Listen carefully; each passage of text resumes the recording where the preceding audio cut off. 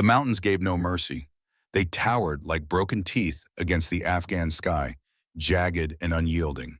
In their shadows, 24 Navy SEALs crouched low behind fractured stone, pinned down by the relentless rattle of enemy fire. Muzzle flashes blinked like fireflies across the ridgelines above, each one spitting death into the canyon below.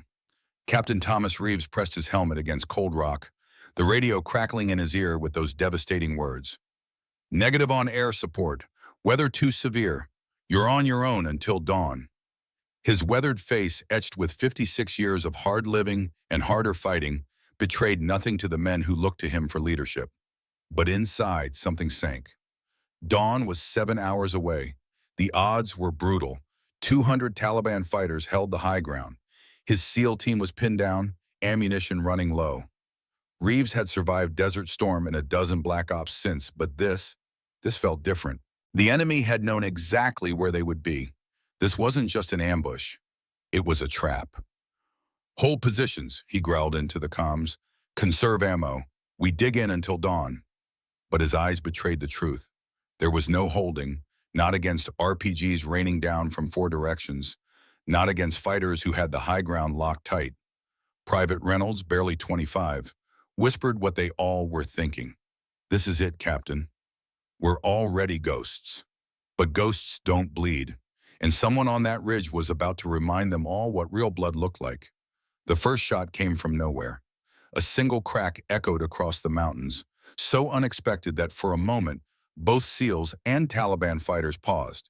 Then the heavy machine gun that had pinned down Alpha Team for 20 minutes fell silent. Its operator slumped over, a precision hole through his forehead. What the hell? Reeves muttered, scanning the ridge lines through his night vision. 3 seconds later, another shot split the darkness. An RPG carrier spun backward, his warhead exploding against dirt in a useless fireball. A third shot followed, and the Taliban spotter directing enemy fire dropped instantly. One by one, the positions that had locked down the SEALs began unraveling, as if an unseen hand was erasing threats from the battlefield. The tide wasn't turning, it was being turned, deliberately, precisely by someone they hadn't known was there. The radio crackled to life with a voice Reeves never expected to hear. Sierra Whiskey to Viper Team, move northeast toward the compound. You'll have cover. The call sign was unfamiliar, but that voice belonged to their communications specialist. The one person who was supposed to be safely back at base camp. Kate Morgan, the same woman he dismissed as dead weight 6 months earlier. 6 months earlier, Naval Special Warfare Development Group, Dam Neck, Virginia. The briefing room fell silent as Colonel James Harrison entered. At 67, he moved with the quiet precision that had made him a legend in special operations. His hair had gone steel gray decades ago, but his eyes remained sharp, constantly assessing. The man had served in every shadow war America had fought since the Cold War began. Panama, Grenada, Desert Storm, Somalia. He'd been one of the architects of modern SEAL operations, though he rarely spoke of it. Harrison wasn't alone. Behind him walked a woman in her late 20s, blonde hair pulled back in a severe bun, her posture military perfect. She wore standard-issue BDUs, no insignia beyond the American flag on her shoulder. Gentlemen, Harrison said, his voice carrying the weight of 4 decades of command, this is Kate Morgan, your new communications specialist for Operation Kingfisher. Reeves felt his jaw tighten. He'd been commanding SEAL teams for 15 years, and in all that time, he'd never had a woman assigned to his forward operations unit. Communications specialist or not, this was unprecedented. With all due respect, Colonel, Reeves said, rising slowly from his chair, my team is already fully staffed. We've been training together for 6 months for this deployment. Harrison's eyes hardened.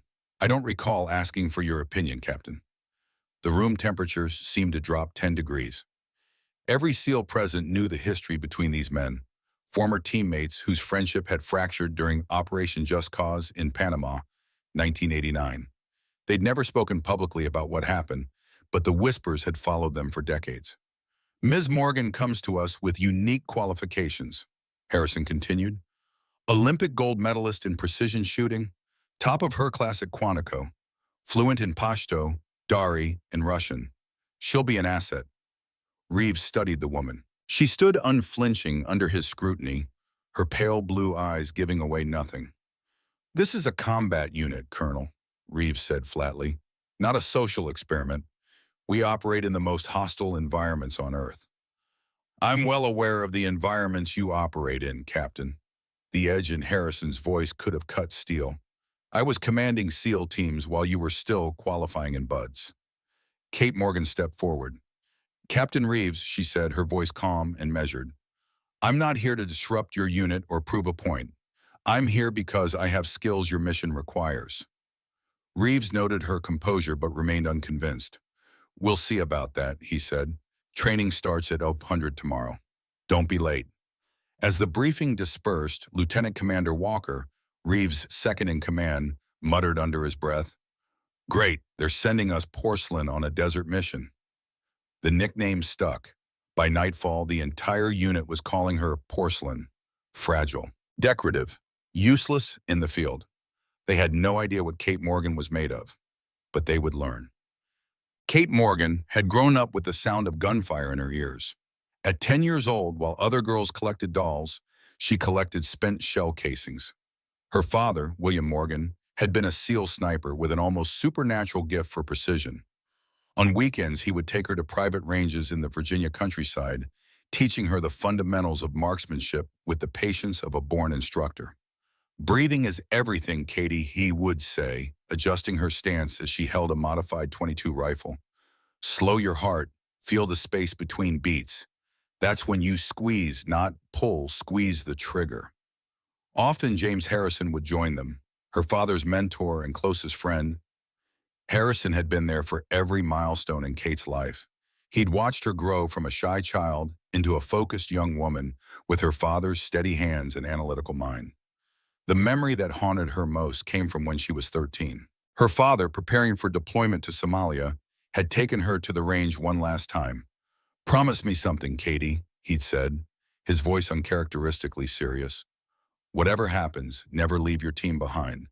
The mission is important, but the people, they're everything." 2 weeks later, Harrison had appeared at their front door in dress uniform. She'd known what it meant before he spoke a single word. Her father had been killed in Mogadishu during a mission that would later be classified so thoroughly that even his death certificate contained redactions. Harrison had knelt before her, his weathered face lined with grief. "Your father died saving his team," he'd told her. "He never left anyone behind. And I promise you, Katie, I'll never leave you behind either." She'd grown up in the shadow of that promise. Harrison had remained a constant presence, guiding her education, encouraging her when she showed preternatural talent for marksmanship. When she'd qualified for the Olympic shooting team at 22, he'd been there in the stands, watching with quiet pride as she took gold with a record-breaking score. What the public didn't know, what even Captain Reeves didn't know, was what had come after. The quiet recruitment by the CIA, the specialized training, the classified mission to Moscow where she'd eliminated a high-value target at a distance that had seemed impossible, breaking the unofficial record for the longest confirmed kill by a U.S. operative. All of that was buried under security clearances so high that even most admirals couldn't access them. To the world, to Reeves and his team, she was just an Olympic shooter turned communications specialist. Dead weight, porcelain, and that was exactly how Harrison wanted it. The training field at dawn was shrouded in mist, the obstacle course looming like the skeleton of some prehistoric beast. Kate arrived at Aero 445 15 minutes early to find Captain Reeves already there, performing pull-ups on a metal bar with mechanical precision. He dropped to the ground as she approached, not bothering to hide his skepticism. "Early, I'll give you that much, Morgan." "My father taught me punctuality is the courtesy of kings, Captain." She stood at parade rest, waiting for instructions. "Your father." Reeves wiped sweat from his brow with a towel. "William Morgan, I knew him. Briefly, Somalia, 93. Something flashed in Kate's eyes. "You were there?" "Different unit, same hellhole." He studied her face, looking for weakness. "He was a good operator, one of the best I've seen behind a rifle." "He was better than good," she said quietly. Reeves nodded once, then turned as the rest of the team arrived. 12 men, the elite of the elite, each one a specialist in dealing death and surviving the unsurvivable. They formed a loose semicircle, eyeing Kate with expressions ranging from curiosity to outright hostility. "This is Morgan," Reeves announced. "She'll be handling communications for Kingfisher. Today we find out if she can keep up." What followed was brutal by design. The obstacle course had been built to break men who were already among the toughest on Earth. The wall, the pit, the weaver, the rope climb, each station designed to push human endurance past conventional limits. Kate approached each obstacle methodically, pacing herself. She wasn't as fast as the men, nor as strong, but she moved with economy and precision. The pit, a mud-filled crawl under barbed wire, left her uniform caked and heavy. The 20-foot rope climb burned her palms raw, but she kept going, her face betraying nothing but focus. It was the rifle qualification that changed everything. The course had been set up with human-shaped targets at varying distances from 100 to 800 yards. Each SEAL would run 400 meters, then drop into firing position and engage the targets in sequence under time pressure. Kate watched as each man completed the course. They were impressive, hitting 80–90% of targets with practiced efficiency. When her turn came, she stepped to the line, ignoring the smirks and whispered comments. The whistle blew. She ran, her lungs burning, then dropped into position behind the M4 carbine. Her hands settled into place, muscle memory taking over. She began firing. Perfect shot. Center mass. Another. Another. Her breathing remained controlled, her movements minimal and precise. Each target, regardless of distance, received exactly one bullet. Center mass or headshot, depending on the positioning. When she finished, perfect score, record time, the range fell silent. Reeves frowned, checking her targets through binoculars. "Again," he ordered. She ran the course again. Same result, perfect score. "I've never seen shooting like that," Lieutenant Commander Walker whispered to Reeves. "Not even from you." Reeves's jaw tightened. She can shoot paper. Field conditions are different. The next test proved his point. They moved to the SEAL team's stress shooting course, a live fire maze filled with smoke, strobe lights, and blaring heavy metal music. Instructors fired blank rounds near the shooter's ears. Targets appeared and disappeared rapidly, some civilian, some hostile. Here, Kate's performance declined. The chaos disrupted her timing, the sensory overload breaking her concentration. She hit only 60% of her targets, the worst score of the day. "That's the difference here between the range and reality, Morgan," Reeves said as she finished. "Out there, everything is chaos. Olympic shooting doesn't prepare you for that." Kate nodded once, accepting the criticism. "I'll work on it, Captain." "See that you do." He turned away, then stopped. "Your father never missed, not even under stress." The words cut deeper than he knew. That night, Kate sat alone in her quarters, field stripping an M40A5 sniper rifle. The weapon was standard issue for SEAL snipers, though not part of her official equipment as a communications specialist. Harrison had arranged for her to have one for familiarization purposes. A knock at the door interrupted her concentration. Harrison entered without waiting for an answer, closing the door quietly behind him. "You made quite an impression today," he said, taking a seat on the room's only chair. "Perfect score on the range." "And a disaster in the stress test," she replied, reassembling the rifle with practiced movements. Reeves was right about that. Harrison watched her hands move over the weapon. "Your father had the same issue early on. Precision shooters struggle with chaos initially. It can be learned." "I don't have time to learn. We deploy in 6 months." "You'll be ready." His confidence was absolute. "I've arranged for you to have access to the stress course at night. No observers, no records, just you and the targets." Kate looked up, surprised. "Why are you doing this, James? Why put me on this team when Reeves clearly doesn't want me there? There are plenty of communications specialists with combat experience." Harrison's weathered face revealed nothing. "Because Kingfisher isn't what they think it is, and you're not just a communications specialist." "What aren't you telling me?" "Everything you need to know." He rose, moving toward the door. "Keep practicing, especially your night shooting, and your climbing." "Climbing?" The mission brief mentioned nothing about climbing. Harrison paused at the door. Exactly. Get some rest, Kate. Tomorrow won't be easier.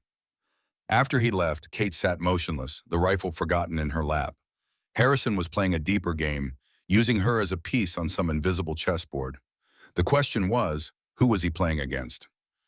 The next 3 months followed a punishing rhythm. Days spent training with Reeves' increasingly demanding scenarios. Nights spent alone on the stress course, working to overcome her weaknesses. Kate's body grew leaner, harder, her reactions quicker. The gap between her performance and the other team members narrowed, though never completely closed. She remained an outsider. The nickname Porcelain followed her everywhere, whispered behind her back, or sometimes said directly to her face. Most of the team had accepted her presence but not her value. She was tolerated, not trusted. Reeves watched her progress with grudging acknowledgement but maintained his distance. The hostility had faded into something closer to professional skepticism. Until the night everything changed. It was after midnight when Kate spotted him at the far end of the compound. Reeves, alone, standing at the memorial wall where the names of fallen SEALs were inscribed on simple metal plates. She would have turned away, respecting his privacy, but something in his posture, a vulnerability she'd never witnessed, made her approach. He sensed her before she spoke. Military instincts never truly dormant. "Morgan, it's late." "Yes, sir, I was heading back from the range." Reeves nodded, his eyes still on the wall. His finger rested on a name, Michael Harrison. "The colonel's son," Kate said quietly. "You know about him?" "James, Colonel Harrison, mentioned him once. Said he died in Panama." Reeves's laugh was hollow, empty of humor. "That's one way to put it."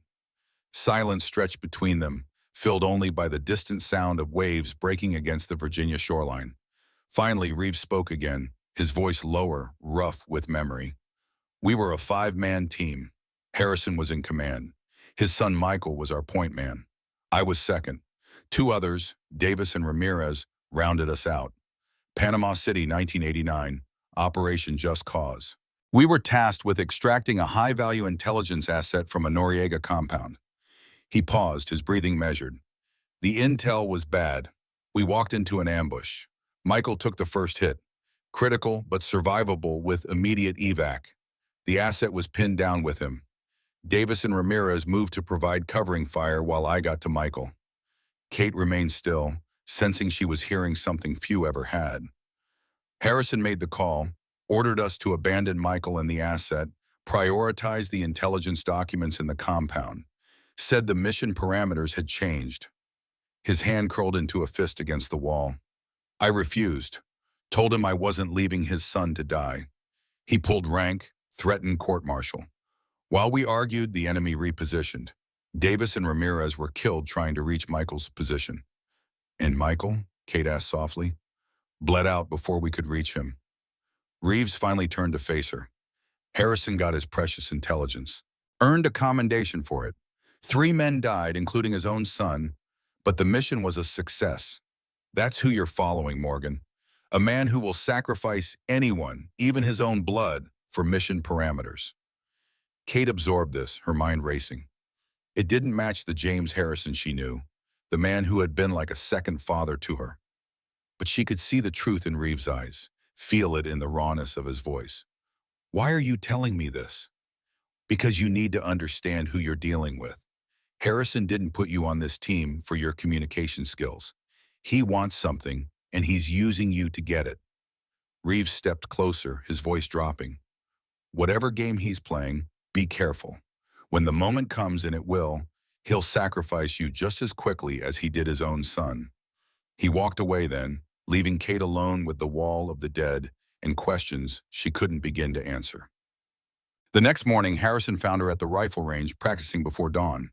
He watched silently as she fired a perfect grouping at 600 yards, the bullets hitting so close together they formed a single ragged hole.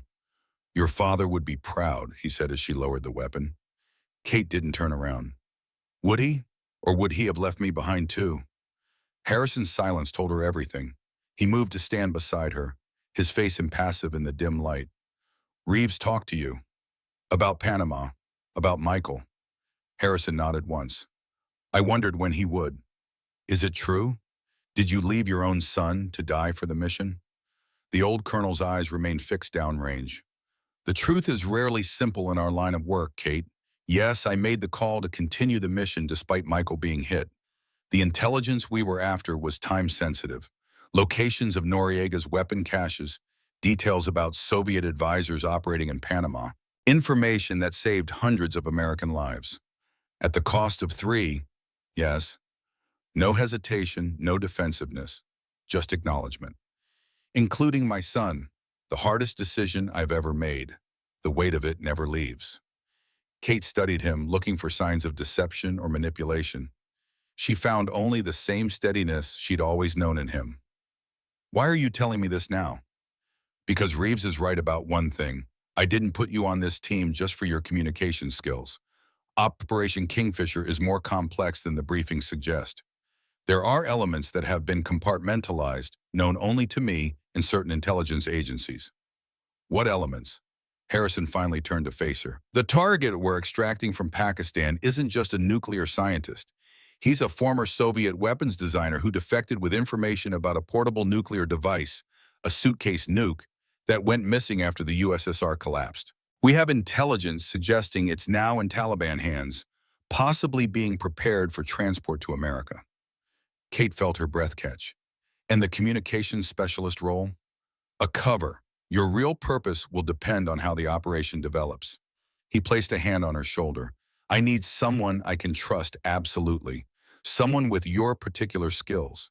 Someone who understands that sometimes hard choices must be made for the greater good. Like sacrificing 3 men in Panama? If necessary, yes. His grip tightened slightly. This is bigger than any of us, Kate. Millions of lives could depend on the success of this mission. She stepped back, breaking his hold. Does Reeves know any of this? No, and he can't. His history with me would compromise his judgment. So you're using me to manipulate him, to make sure he follows the real mission parameters when the time comes. Harrison didn't deny it. I'm trusting you to help me save American lives, just as your father would have done. The mention of her father felt like a calculated blow. Don't use him to manipulate me, James. I'm not manipulating you, Kate. I'm preparing you. When the moment comes in Pakistan, you'll need to make choices. Difficult ones. I need to know you are capable of that. Kate turned back to her rifle, checking the scope adjustments with meticulous care. I'll complete the mission, Colonel, whatever it takes. I know you will. He started to walk away, then paused. One more thing, the eastern ridge above the target compound. It's not in any of the briefing materials, but it provides a clear line of sight to the entire valley. Why tell me this if I'm just a communications specialist? Harrison's smile didn't reach his eyes. Information is ammunition, Kate. Load your weapon accordingly. The final briefing for Operation Kingfisher came 3 months later. The team had gelled into a formidable unit despite the lingering tension between Reeves and Harrison. Kate had earned a measure of respect from most of the men, though the nickname Porcelain persisted. The briefing room walls were covered with satellite imagery of a compound nestled in the mountains along the Afghanistan-Pakistan border. Harrison stood at the front, pointer in hand, his face grave. Gentlemen and Ms. Morgan, this is your target, a remote compound controlled by Taliban forces, currently holding Dr. Alexander Volkov, a nuclear physicist with critical intelligence about Pakistani weapons development. Our mission is simple. Extract Dr. Volkov alive and return him to U.S. custody. Lieutenant Commander Walker raised a hand. Intel on opposing forces? Approximately 30 to 40 fighters, standard Taliban armament, RPGs, AKs, possibly a few heavy machine guns. Harrison circled several positions on the map. Guard posts here, here, and here. Main force concentrated in these buildings. Kate studied the topography, her eyes drawn to the eastern ridge Harrison had mentioned. It dominated the valley, providing perfect oversight of the entire compound. Yet it wasn't marked as a tactical position in the briefing materials. Sir, she said, breaking protocol by speaking without being called on, what about the eastern ridge? It appears to provide an advantageous observation point. Harrison's face revealed nothing. The eastern ridge is too steep, too exposed for practical use. Our insertion point will be here, to the west, with a secondary team providing cover from the northern approach. Reeves frowned, examining the ridge Kate had indicated. Morgan's right. That ridge would give us complete valley coverage. Why not position a spotter there? Because no one could reach it in time without being detected, Harrison replied smoothly. The climb would take hours, and satellite imagery shows no cover on the approach. It's a death trap. With respect, Colonel, but Kate persisted, I believe it could be scaled during night hours. The rock face appears to have sufficient handholds, and cloud cover is predicted for the insertion window. The room fell silent. Kate had effectively challenged the mission commander's assessment, a bold move for anyone, let alone the team's junior member. Harrison's eyes narrowed fractionally.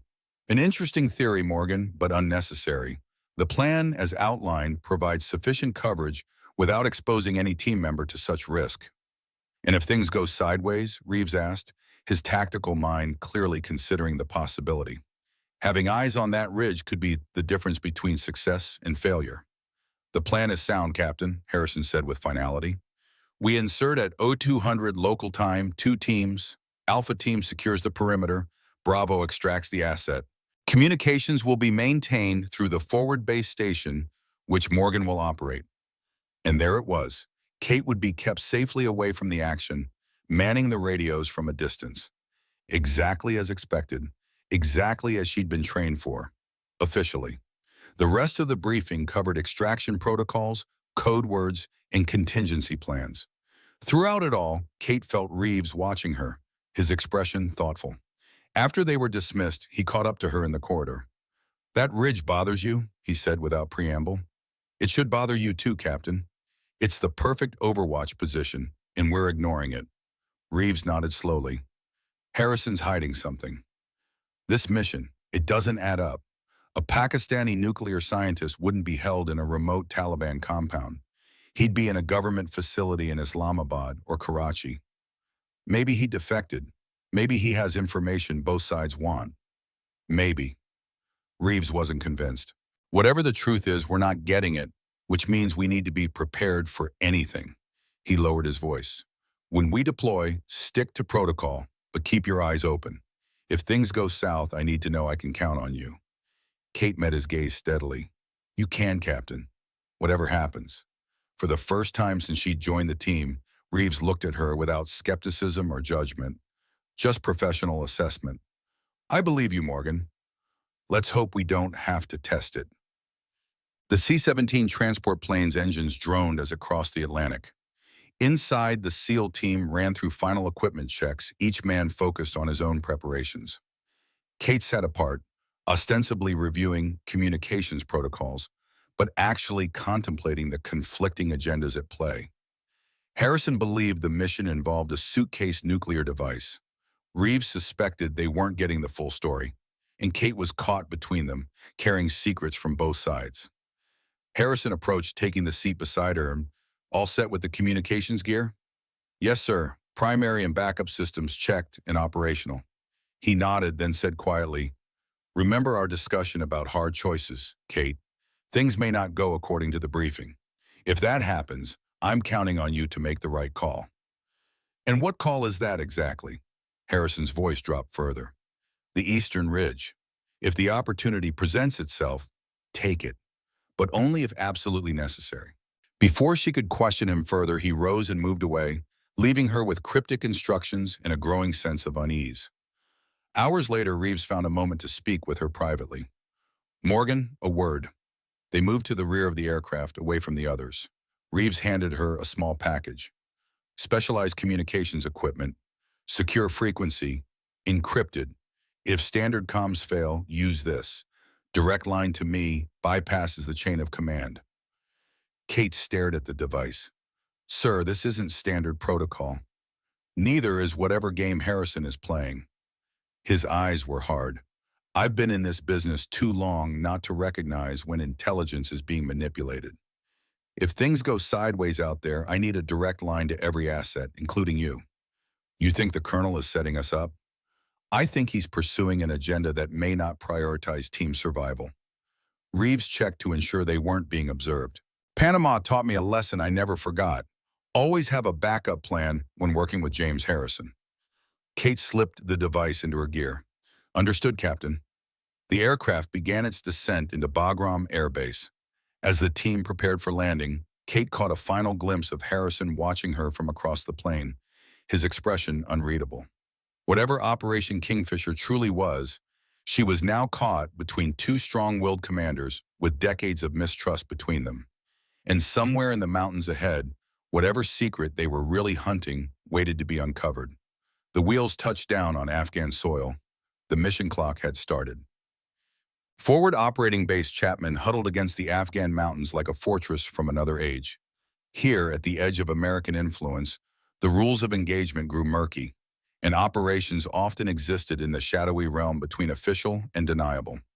Kate set up the communications station in a hardened bunker, establishing links with satellite networks and tactical frequencies. The SEAL team would deploy in 6 hours, using the cover of darkness to approach the target compound. Her official role would keep her here, safely behind concrete walls. But Harrison's words echoed in her mind. The Eastern Ridge. If the opportunity presents itself, take it. As she worked, she became aware of a presence behind her, Reeves watching her methodically check each system. Your father was thorough too, he said. Never saw a man so meticulous with pre-mission checks. Kate continued working. You mentioned you knew him in Somalia. Were you on the same operation? Adjacent. Different teams. Same AO. I saw him the night before his last mission. He was checking his rifle, just like you check those comms. Same expression, same hands. She paused, turning to face him. Why are you telling me this now? Reeves leaned against the door frame, his face shadowed. Because I've been unfair to you, Morgan. I let old grudges color my judgment. You've earned your place on this team, whatever Harrison's real agenda might be. Thank you, sir. Don't thank me yet.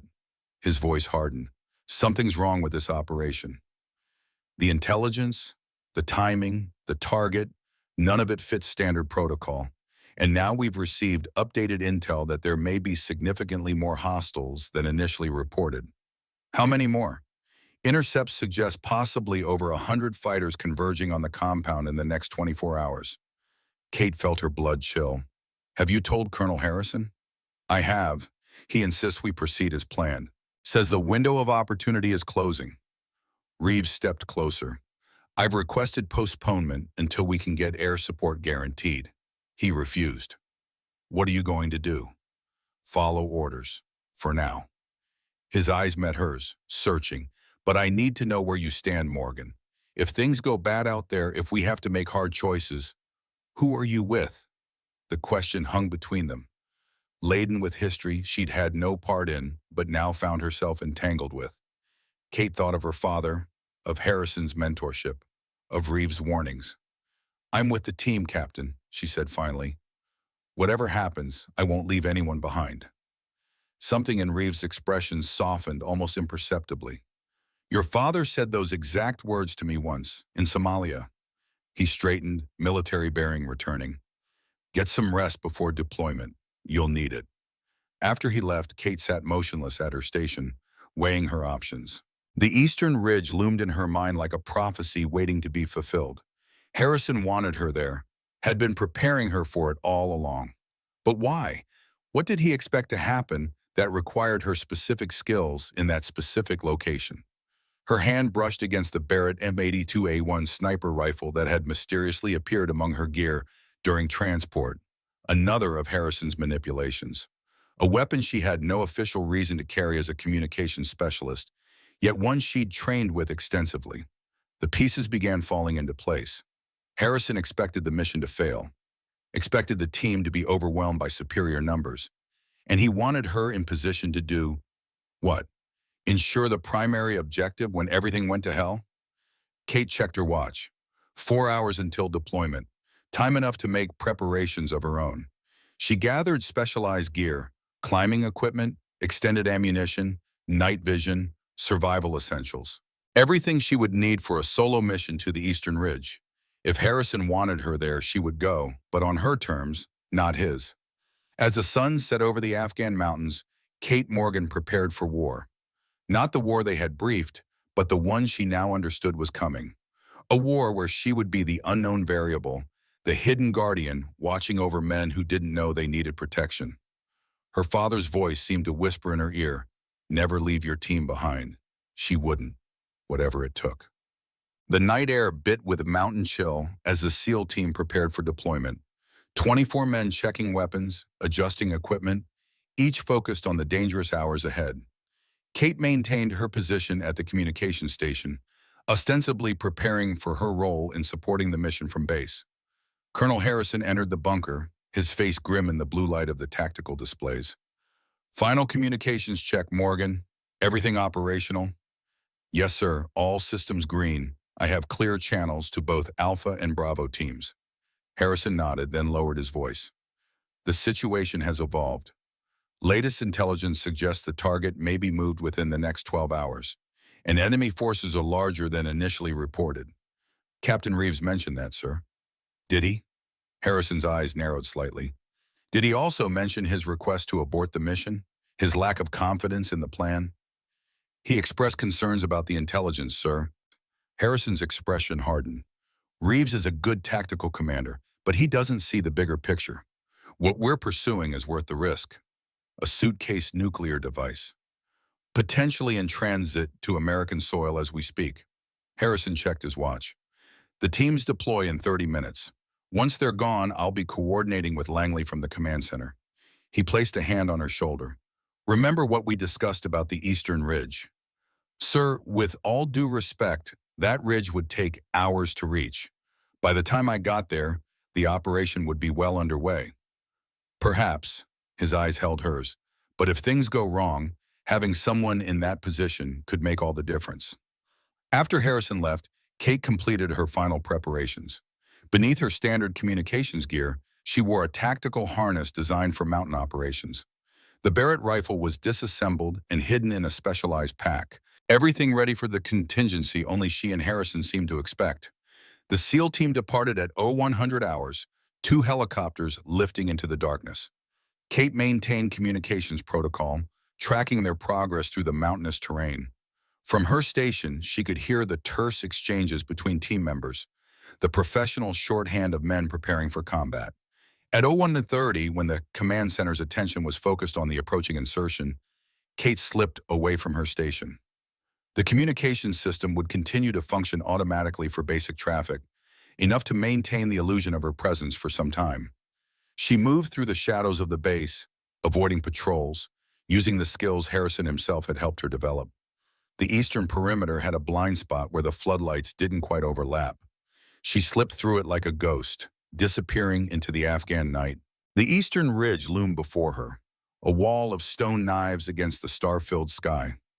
Kate began climbing, and her hands finding purchase on cold rock, muscles straining against gravity. Each meter gained was a battle against nature itself. As she climbed, she monitored the operation through her secured earpiece. The SEAL team had reached the insertion point.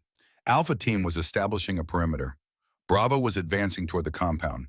Then came the words that confirmed her worst fears. Contact, heavy contact, multiple hostiles, far more than intel suggested.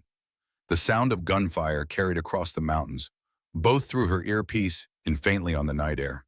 The mission was going wrong, exactly as Harrison had predicted. Kate doubled her efforts, scaling the treacherous ridge with desperate determination. Her father's words echoed in her mind, "Never leave your team behind." Below her, in the shadowed valley, 24 American operators were walking into what increasingly sounded like a massacre. And she was their only unknown asset, the guardian no one knew was coming.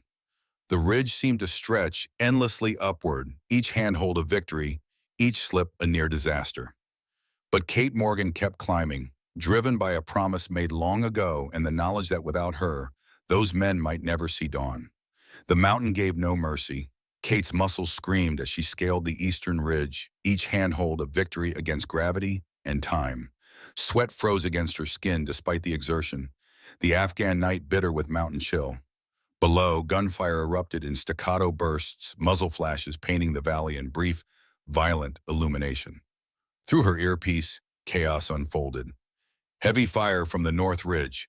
We've got at least 50, no more, fighters converging. Alpha team pinned down, cannot advance to objective. RPG, get down. Then Reeves's voice, steady amid the storm. Fall back to position, Bravo. Defensive formation. Conserve ammunition. Kate climbed faster, fingers bleeding as they clawed against stone. The ridge had been dismissed as unscalable for good reason, its face nearly vertical in sections, exposed to winds that threatened to tear her from her precarious position. Yet she advanced, driven by something deeper than training.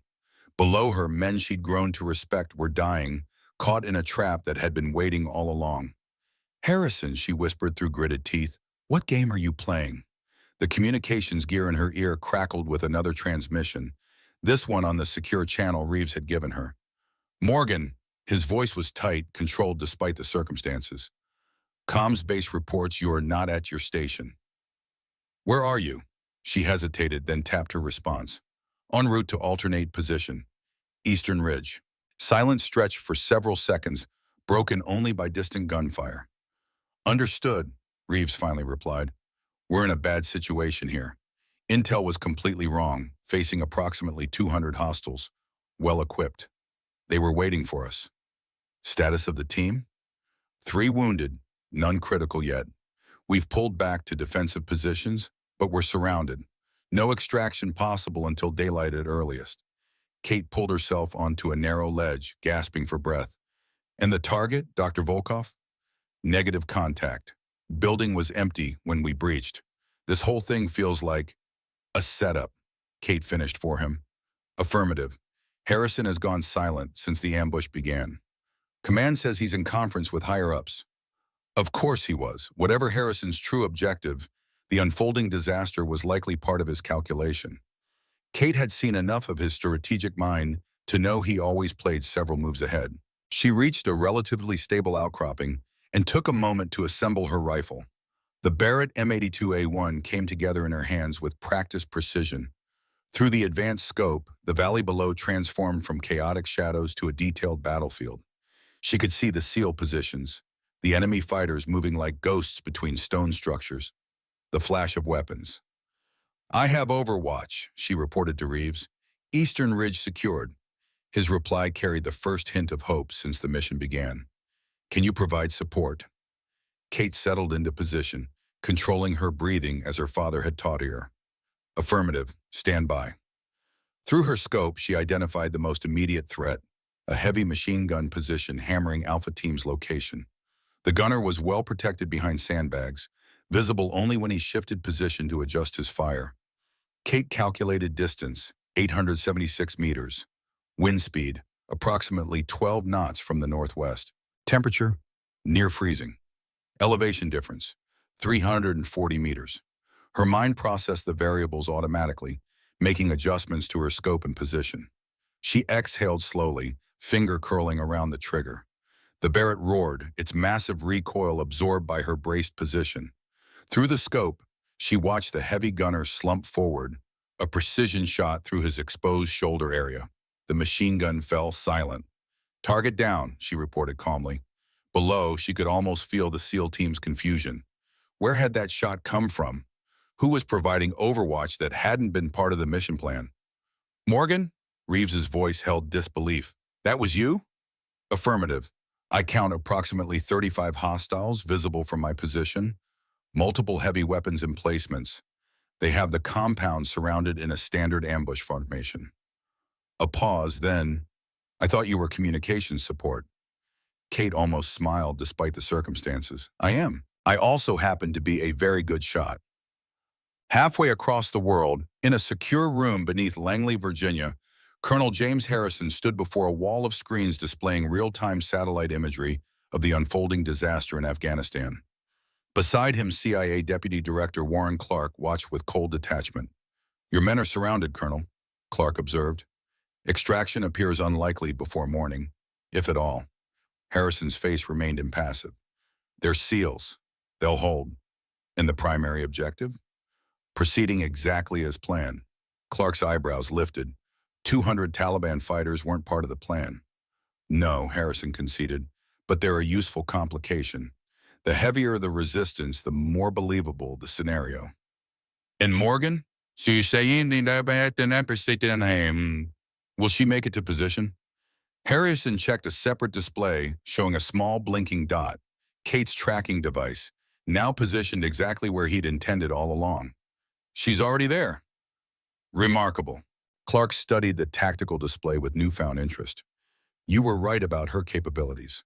Let's hope you're right about her resolve when the moment comes. Harrison's jaw tightened almost imperceptibly. She won't fail. For all our sakes, she better not. Clark gestured to another screen showing a digital countdown. The extraction team is already inbound. 12 hours until they reach the rendezvous point. If Volkov doesn't make the exchange, this entire operation collapses. And with it, our only chance to recover that missing nuclear device. Volkov will be there, Harrison said with certainty, as soon as he realizes Kate is in position. And your SEAL team? What about them? Harrison turned away from the screens, his weathered face betraying nothing. They'll serve their purpose. Kate worked methodically, each shot creating space for the surrounded SEALs to maneuver. From her elevated position, she could see what they couldn't: the shifting patterns of the enemy, their reinforcement routes, their command structure. Reeves, you have 3 fighters approaching from your 6 o'clock, using the dry creek bed as cover. Copy that. A brief burst of gunfire. Targets down. Morgan, you're giving us a fighting chance here. Kate shifted position, scanning for priority threats. Through her scope, she caught a glimpse of movement in a building that she'd previously marked as clear. A man emerged briefly, tall, European features, civilian clothes. He appeared to be speaking urgently into a satellite phone. Possible HVT spotted, she reported. Building 3, eastern side. Caucasian male, mid-50s, gray hair. Doesn't match target description. Reeves's response was immediate. That's not Volkov. Volkov is in his 30s, dark hair. Kate felt her suspicions crystallize into certainty. Our intel was wrong, or deliberately falsified. Focus on keeping us alive, Morgan. We'll sort out the intelligence failure later, if we survive this. She continued working, eliminating threat after threat with mechanical precision. Each shot meant one less fighter targeting the SEAL team. Each kill bought them precious seconds of survival. 2 hours into her overwatch, Kate spotted a new threat. Through her thermal scope, she detected a figure moving with a practiced stealth along the ridge opposite her position. The way he moved, the specialized rifle he carried, the methodical scanning pattern, this was no ordinary Taliban fighter. This was a trained counter-sniper. Kate shifted position immediately, using the techniques her father had taught her. Never fire twice from the same location. Use available terrain for concealment. Minimize silhouette against the horizon. She watched as the enemy sniper established his position, his scope methodically sweeping the eastern ridge where she was located. He was good, disciplined, patient, searching for the telltale signs of a hidden shooter. Kate remained perfectly still, controlling even her breathing to prevent visible vapor in the paid mountain air. The duel had begun, a silent, deadly game of hunter and hunted. The first to spot the other would likely prevail. Minutes stretched into an eternity as neither moved. Kate studied her opponent through her scope, noting details.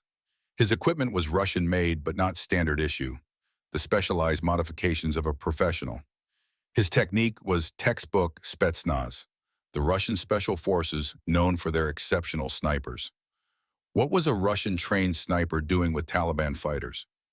A transmission from Reeves interrupted her concentration. Morgan, we're running low on ammunition, situation deteriorating. Do you have eyes on any escape route? Negative, Shaz, she replied softly. They have all obvious routes covered. Stand by. The counter-sniper shifted slightly, his scope reflecting moonlight for a fraction of a second. A rookie mistake no true professional would make. Unless... Kate realized the truth an instant too late. It was a deliberate ploy, a calculated risk to draw her attention while a second sniper moved into position. She caught the movement in her peripheral vision. Another figure, already aiming directly at her position. She rolled sideways as a bullet struck exactly where her head had been moments before, sending stone fragments flying. In one fluid motion, she brought her rifle around, located the second shooter, and fired. Through her scope, she saw the man's body jerk backward, the shot finding its mark despite her hasty aim. But the motion had exposed her position to the first sniper. Another shot cracked past her, close enough that she felt the displacement of air against her cheek. Kate scrambled behind an outcropping, heart hammering against her ribs. The game had changed. The enemy now knew exactly where she was, and she'd lost the advantage of stealth. "Taking fire," she reported tersely. "Enemy sniper team on the western ridge." "Can you maintain position?" Reeves asked. "Affirmative, but I'm compromised. We'll need to relocate." Kate studied the terrain, plotting her next move. The ridge offered limited options. Moving meant exposure. Staying meant eventually being flanked. She needed to eliminate the remaining sniper before he could coordinate with ground forces to target her position. She reached into her pack, extracting a small mirror and a flexible rod. With practiced movements, she extended the rod and attached the mirror, creating a primitive periscope. Cautiously, she raised it above her cover, angling to see the western ridge without exposing herself. The enemy sniper had shifted position, but a small dust cloud betrayed his new location. Kate analyzed the situation, calculating bullet drop, wind variables, and the compensation needed for her awkward firing position. One shot, one chance. She took 3 measured breaths, visualizing the sequence of movements required. Then she pivoted from cover, rifle already aligned with her pre-calculated aim point. The Barrett's report echoed across the valley as she fired and immediately ducked back behind the stone outcropping. Through her earpiece came the confirmation from Reeves. "Direct hit, target down." Kate allowed herself one brief moment of relief before returning to the mission. Resuming Overwatch. "Be advised, the presence of specialized snipers suggests this isn't a standard Taliban force." "No shit," Reeves replied dryly. "These guys have advanced tactics, modern weapons, and they knew exactly where we'd be." "Someone sold us out, Morgan." The implication hung unspoken between them. Harrison had orchestrated this. But to what end? Kate scanned the compound again, focusing on the building where she'd spotted the Caucasian man. He appeared briefly at a window, speaking into what appeared to be a satellite radio. Something about his bearing, his confident movements amid the case, suggested authority. She adjusted her scope, zooming in on his features. Middle-aged, hard-faced, with the cold eyes of a predator. Something about him struck her as familiar, though she was certain they'd never met. The man turned slightly, his profile catching the moonlight, and sudden recognition hit her like a physical blow. "Reeves," she said, her voice tight. "I have visual confirmation on Yuri Volkov." "Who the hell is Yuri Volkov?" "Our target is Alexander Volkov." Yuri Volkov, former KGB officer, specialized in nuclear intelligence during the Soviet era. He went off the grid after the USSR collapsed. "How do you know this?" Kate hesitated. "Harrison's files. I saw his picture during mission prep."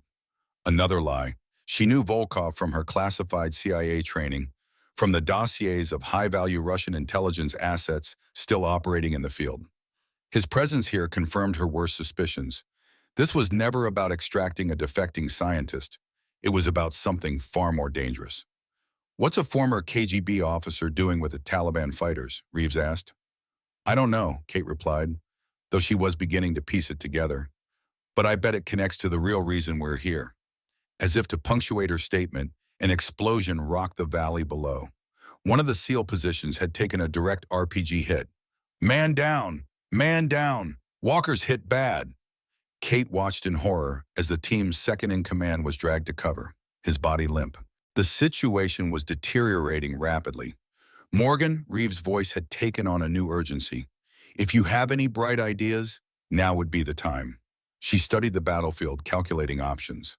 "I count 5 RPG teams targeting your positions.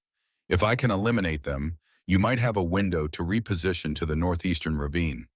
It's not currently covered by their heavy weapons." "Do it!" Kate shifted her attention to the RPG teams, prioritizing the most immediate threats. Her finger squeezed the trigger rhythmically. 5 shots, 5 targets down in less than 20 seconds. "Move now," she instructed. "Northeastern ravine. I'll cover your withdrawal." The SEALs executed the maneuver with professional precision despite their casualties. Kate provided covering fire, eliminating any fighter who attempted to pursue. Within minutes, the team had established a more defensible position in the rocky ravine. "Better position secured," Reeves confirmed. 3 wounded, 1 critical. Walker might not make it without immediate evac. Kate felt the weight of their situation bearing down on her. 24 men had walked into this trap. How many would walk out? "Reeves," she said after a moment's consideration, I think I know what's really happening here. I'm listening. The mission parameters, the false intelligence saying, Harrison's insistence on proceeding despite the risks, it all points to one conclusion. This isn't an extraction. It's a distraction. Distraction from what? I don't know yet, but I intend to find out. Kate focused her scope on Volkov's building again. I'm going to track Volkov. He's the key to whatever's really happening here. Negative, Morgan. Your Overwatch is keeping us alive. I can do both, trust me. She continued to provide cover for the SEAL team while monitoring Volkov's movements. The former KGB officer appeared to be preparing for departure, gathering equipment and conferring with lieutenants. 3 hours after establishing her position, Kate observed Volkov leaving the compound with a small security detail. They moved not toward the SEAL positions, but away from the battle entirely, heading deeper into the mountains through a narrow pass. Volkov is on the move, she reported. Small group, heading east through the mountain pass. They're carrying something. A hard case, reinforced. Approximately 1 meter long. Reeves' voice was grim. A nuclear device would fit in a case that size. My thoughts exactly. Kate made her decision. I'm going to follow them. Morgan, that's not the mission. It never was, she replied. The real mission is whatever Volkov is carrying away from this battlefield while 200 fighters keep you occupied. A long pause followed. Finally, Reeves spoke. Go, but maintain contact.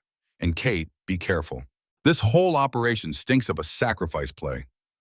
I know. She secured her rifle and began moving along the ridge, maintaining visual contact with Volkov's group. Harrison's specialty. In the CIA Operations Center, alarms suddenly blared. Harrison looked up sharply as a technician announced, Sir, Morgan's tracker has gone offline. What? Harrison moved to the monitor. The blinking dot representing Kate had vanished completely. Signal terminated approximately 30 seconds ago, the technician confirmed. Last known position was moving east from the Overwatch position. Clark's expression darkened. She disabled her tracker? Why would she do that unless... He turned to Harrison. She knows, doesn't she? Somehow she figured it out. Harrison's face remained impassive, but his mind raced through calculations. She's smart. Too smart, perhaps. This jeopardizes everything, Clark said. If she interferes with the exchange, she won't, Harrison's voice was certain. Kate Morgan is her father's daughter. She'll do what's necessary when she understands the stakes. And if she doesn't, Harrison didn't answer immediately. When he did, his voice had dropped to a near whisper. Then may God help us all, because no one else can. Babe. Kate moved with predatory silence along the ridgeline, tracking Volkov's team as they navigated the treacherous mountain pass. She had disabled her tracking device, suspecting Harrison was monitoring her movements. Whatever game he was playing, she would no longer be an unwitting piece on his board. The eastern sky was beginning to lighten, false dawn painting the mountains in ghostly gray. Kate estimated she had perhaps an hour before full light exposed her position completely. She needed to close the distance, understand what Volkov was carrying, and determine the true nature of the operation. Her earpiece crackled with Reeves' voice. Morgan, situation report? Still tracking Volkov, she whispered. They're moving with purpose, clearly heading to a predetermined location. 5 men total, heavily armed, protecting whatever's in that case. Our situation is static. Enemy forces maintaining pressure but not advancing. Almost as if they're just keeping us pinned down. Exactly, Kate agreed. They're buying time for Volkov to complete his mission. She maneuvered down a steep section of the ridge, using natural cover to mask her approach. The rocky terrain provided ample concealment, but moving quickly while maintaining stealth required all her training. Ahead, Volkov's team had reached a small plateau overlooking a narrow valley. They appeared to be setting up some kind of equipment, a satellite communication array, and various electronic devices. Kate positioned herself behind an outcropping approximately 300 meters away, using her scope to observe. The reinforced case sat in the center of their makeshift camp, still closed, guarded by 2 men while Volkov worked with the communications equipment. They've stopped, she reported to Reeves, setting up communications. Appears they're waiting for something, or someone. Extraction, most likely. Helicopter pickup would be feasible from that kind of location. Kate continued to observe, noting details about the team. Their movements were too disciplined, their equipment too advanced for typical Taliban fighters. These were professionals, likely former military or intelligence operatives. Reeves, these aren't jihadists. They're mercenaries, possibly Russian-trained. Confirms our suspicion that this was never about a defecting scientist, Reeves replied. What's your play, Morgan? Kate weighed her options. Direct confrontation meant facing 5 heavily armed professionals alone. Waiting for their extraction meant potentially losing whatever was in that case. She needed more information. I need to get closer, identify what's in the case. Too risky. Hold position and observe. Negative. Time is critical. I'll maintain comms. Before Reeves could object further, Kate began moving, using the growing light to identify a route that would bring her within observation distance without exposing her position. She navigated the treacherous terrain with practiced efficiency, each movement calculated to minimize noise and visibility. After 20 minutes of careful advancement, she reached a position approximately 100 meters from the camp, concealed behind a cluster of rocks. From here, she could see the team clearly and hear fragments of conversation. Russian, confirming her suspicions about their origins. Volkov stood over the communications array, speaking urgently into a handset. Kate strained to catch his words. Exchange proceeds as planned. The Americans are contained. Delivery will occur at the designated coordinates. Exchange delivery.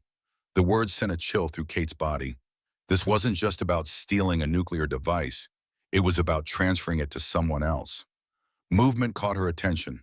One of the guards had opened the reinforced case, allowing Volkov to inspect its contents. From her angle, Kate couldn't see inside, but she noted the extreme care with which they handled it, the specialized equipment they used to check something within. Morgan, report. Reeves's voice was tense in her ear. They're preparing something in the case, she whispered, checking it with what appears to be radiation detection equipment. Volkov mentioned an exchange and delivery. Christ. The single word carried the weight of realization. They're selling it. They're selling a nuclear device. That's my assessment as well. You need to stop them, whatever it takes. Kate calculated angles, distances, her remaining ammunition. 5 targets, all professionals in defensive positions. Challenging but not impossible. I can eliminate the team, she said, but I need to know what we're dealing with first. If that's an active nuclear device, a stray bullet could trigger a detonation, Reeves finished grimly. Approach with extreme caution. Kate secured her rifle and drew her sidearm, a suppressed Sig Sauer. She would need to get closer, potentially close enough to overhear more details or visually confirm the case contents. Moving with painstaking care, she navigated between rock formations, using the growing shadows of dawn to mask her approach. 50 meters from the camp, she found a depression that offered both concealment and audio surveillance potential. From this new position, Volkov's words came through more clearly. Activation sequence verified. Device is stable and functional. Yield estimated at 15 kilotons, enough to destroy most of Manhattan. Our buyer will be pleased. Manhattan. The target was American soil. Whatever game Harrison was playing, whatever sacrifice he had calculated, this was the true stakes, a nuclear attack on New York City. Kate keyed her comm. Reeves, I have confirmation. Nuclear device intended for detonation in Manhattan. Yield 15 kilotons. Jesus Christ. Reeves' voice was barely a whisper. You need to secure that device immediately, whatever it takes. Understood. Kate checked her weapons, formulated a plan. I'll move on my next transmission. She studied the camp layout, identifying each guard's position, fields of fire, potential weak points. Volkov remained by the communications array, periodically checking his watch, waiting for something. The decision was made for her when a new sound cut through the morning air, the distant thrum of helicopter rotors. Inbound aircraft, she reported tersely. Their extraction is arriving. Morgan, you cannot let that device leave. Kate readied herself, mentally rehearsing the sequence of actions required. 5 targets, prioritized by threat level. The guards nearest the case first, then the communications operator, then the remaining security, leaving Volkov for last. The helicopter sound grew louder, now visible as a small black dot against the lightning sky. Kate estimated she had less than 2 minutes before it reached the landing zone. Moving now, she said and broke cover. Her first shots took down the two guards nearest the case, suppressed rounds finding their marks with surgical precision. The communications operator turned at the sound of bodies falling, reaching for his weapon, but Kate's third shot caught him in the chest before he could fire. The remaining guards reacted with professional speed, but Kate had the advantage of surprise. A fourth shot eliminated the guard to her left. The fifth guard managed to fire a burst from his automatic weapon, forcing Kate to dive for cover behind a rock formation. Volkov had drawn a pistol and was moving toward the case. Kate pivoted from cover, fired twice, and watched him stumble as one round caught him in the shoulder. He dropped behind the communications array, out of her line of sight. The helicopter was closing fast, now clearly visible as a Russian-made Mi-8 transport. Kate moved toward the case, weapon trained on Volkov's last position. The former KGB officer remained hidden, but a trail of blood indicated he was wounded and moving away from the case. Kate reached the reinforced container, keeping her weapon ready as she glanced inside. What she saw confirmed her worst fears. A compact nuclear device, Soviet-designed with modern modifications. A digital timer display showed it was in standby mode, ready for programming. A suitcase nuke, just as Harrison had warned. Device secured, she reported. 5 hostiles down or wounded. Extraction helicopter inbound, less than 60 seconds to touchdown. Can you disable the device? Kate studied the intricate mechanism. Negative, it's tamper protected. Any unauthorized attempt to disarm would likely trigger detonation. The helicopter began its descent toward the small plateau, dust swirling in its rotor wash. Kate had seconds to decide, attempt to transport the device away from the landing zone or engage the helicopter directly. The decision was made for her when Volkov emerged from behind a rock formation, blood staining his jacket, pistol raised. "Stop!" he shouted in accented English. "Step away from the device." Kate kept her weapon trained on him, positioning herself between Volkov and the nuclear device. "It's over, Volkov. The exchange isn't happening." The Russian's face twisted into a cold smile. "You think you understand what's happening here? You understand nothing, American. This is bigger than you can imagine." "I understand enough," Kate replied. "A nuclear device bound for New York. A mass casualty attack on American soil." "A necessary demonstration," Volkov said, his voice eerily calm despite his wound. "The world has forgotten the power of the atom, forgotten what real fear feels like. We will remind them." The helicopter was now hovering directly above the plateau, its downdraft whipping dust and debris around them.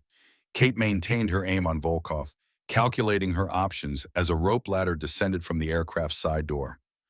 "Harrison sent you, didn't he?" Volkov asked suddenly.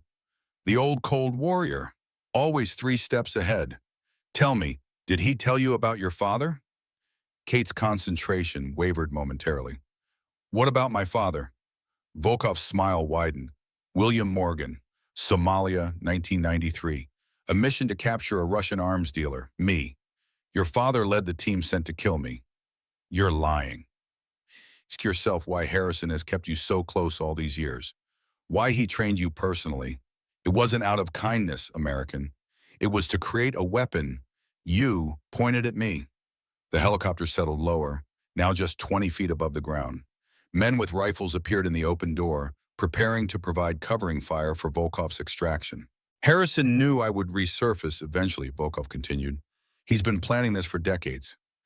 And you, my dear, are the culmination of his plan. The daughter of the man I killed, trained specifically to kill me."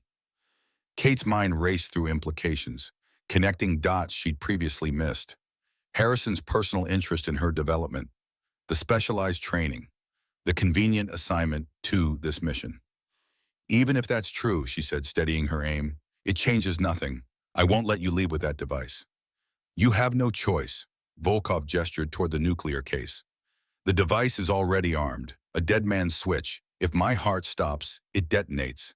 Kill me, and everyone within 5 kilometers dies instantly." Kate's blood ran cold. If he was telling the truth, shooting him would trigger a nuclear explosion that would kill not only them, but potentially the entire SEAL team still pinned in the valley below. "You're bluffing," she said, though uncertainty crept into her voice. "Am I? Care to bet the lives of your comrades on that?" Volkov began moving slowly toward the rope ladder, his pistol still trained on Kate. "Make your choice, daughter of Morgan. Kill me and die with your team, or let me go and perhaps find another way to stop what's coming." The helicopter hovered expectantly, gunners in the door keeping Kate in their sights. She maintained her aim on Volkov, mind calculating rapidly. If he reached the helicopter with the device, thousands, perhaps millions, of American civilians would die. If she shot him now and he wasn't bluffing, 24 SEALs would die instantly, including Reeves. "Morgan, what's happening?" Reeves's voice cut through her earpiece. "The helicopter." "Stand by," she replied tersely, never taking her eyes off Volkov. "Situation complicated." Volkov reached the rope ladder, his wounded arm clearly causing him pain as he gripped it. "A pity your father isn't here to see this moment. He made the same choice, you know. Sacrificed himself to save his team rather than complete his mission to kill me. Harrison never forgave him for that weakness." The revelation struck Kate like a physical blow. Her father had died not completing a mission because he prioritized his team's survival, just as she was being forced to do now. Volkov began climbing awkwardly up the ladder, still keeping his pistol aimed in her direction. "Harrison knew you would make the same choice. He counted on it. That's why he positioned you here, lone. The perfect weapon with the perfect flaw, compassion." The helicopter began to rise slowly, Volkov dangling from the rope ladder, his face twisted in a final triumphant smile. "Your father's daughter to the end." Kate maintained her aim, finger tensed on the trigger, mind racing through options. Let him go and risk American lives, or fire and potentially kill everyone in the blast radius. In that moment of desperate calculation, a single shot cracked across the plateau, not from Kate's weapon, but from somewhere behind her. Volkov's body jerked violently, his head snapping backward as a precision round struck him directly between the eyes. His lifeless body hung momentarily from the rope ladder, then plummeted to the ground as his grip failed. Kate instinctively dove for cover, expecting the nuclear detonation Volkov had threatened. Nothing happened. The helicopter banked sharply, accelerating away from the plateau as its door gunners fired wildly at the unseen shooter. Kate remained in cover, weapon trained on Volkov's motionless form, waiting for the explosion that never came. "Dead man's switch was a bluff," came a familiar voice from behind her. "Old KGB tactic. Create impossible choices to paralyze your opponent." Kate turned slowly, disbelieving to find Colonel James Harrison emerging from behind a rock formation, a specialized sniper rifle in his weathered hands. "You," she whispered, 100 questions colliding in her mind. Harrison moved forward with a deliberate economy of motion that had made him legendary in special operations circles. "The device is secure?" Kate nodded numbly, still processing his sudden appearance. "You were here all along?" "Operation Last Cold Warrior," Harrison said, kneeling to check Volkov's body. "Started in 1993 after Somalia. Ended here today." "You used me, Kwai," Kate said, anger beginning to replace shock. "You used the entire SEAL team as bait." Harrison's eyes, when they met hers, held neither apology nor shame. "I used every asset available to prevent a nuclear attack on American soil, including you. Those men down there are dying because of your deception." "Those men are soldiers doing their duty," Harrison replied, his voice hardening, "just as your father did his." Kate's grip tightened on her weapon. "Volkov said my father died because he chose to save his team rather than complete the mission to kill him. Is that true?" A flicker of something, regret perhaps, crossed Harrison's face. William had Volkov in his sights in Mogadishu. Clean shot, guaranteed kill. But Volkov had rigged explosives that would have killed the rest of the team. Your father chose to warn them, expose his position. It gave Volkov the second he needed to fire first. "So my father died a hero, saving his men." "Your father died failing his mission," Harrison corrected, though without heat. "A mission that, had it succeeded, would have prevented everything that led to this moment. Sometimes the compassionate choice isn't the right one." Kate processed this, emotions warring within her. "And what about now? What about Reeves and his team? still pinned down with wounded men. Extraction teams are already inbound. They'll reach the SEAL position within 30 minutes. Harrison moved to the nuclear device, examining it with practiced eyes. This was always the primary objective. Secure the device, eliminate Volkov. The SEAL mission was necessary cover. Necessary sacrifice, you mean? Kate's voice was cold. Just like in Panama. Just like my father. Harrison didn't flinch at the accusation. War requires hard choices, Kate always has. The question isn't whether there will be sacrifice, but whether the sacrifice achieves something worth its cost. And who decides what's worth the cost? You? Someone has to. His eyes, when they met hers again, carried the weight of decades of such decisions. The alternative is paralysis, inaction, defeat. Kate's radio crackled suddenly with Reeves' voice. Morgan, situation report. Are you still there? She keyed her comm, never taking her eyes off Harrison. I'm here. Nuclear device secured. Volkov is dead. Thank God. We've just received word that extraction is inbound. ETA 20 minutes.